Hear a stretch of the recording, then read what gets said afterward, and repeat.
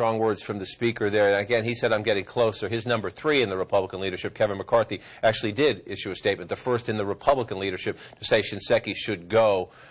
You saw the speaker getting choked up there.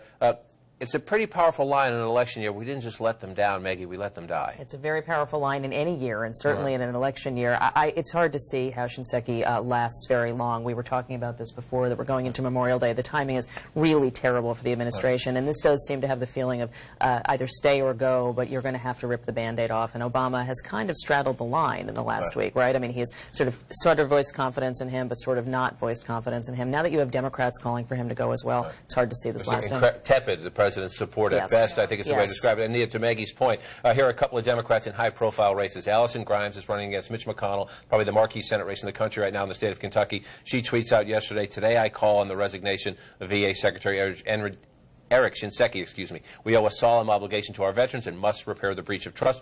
Charlie Crist, running for governor of Florida, a big race the Democrats want to win.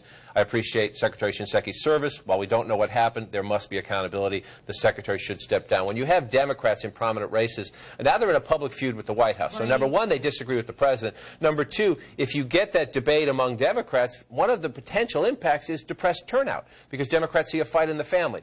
How long can the president let this go on, and do they have the discipline at the White House to get to these campaigns and say stop? Well, it's, do they have the discipline? Do they have the sort of closeness to a lot of these campaigns? I mean, we kind of always, the leverage, yeah, I mean, we kind of always talk about how often the White House is isolated, not only from folks in the Senate. I mean, you're talking about folks like Allison Grimes out in Kentucky who want separation from this president. And I think that's another issue that's going to come up. All of these Democrats who are running in red states who want to be out on the stump, talking tough about this president, getting some separation, that might become a factor, too.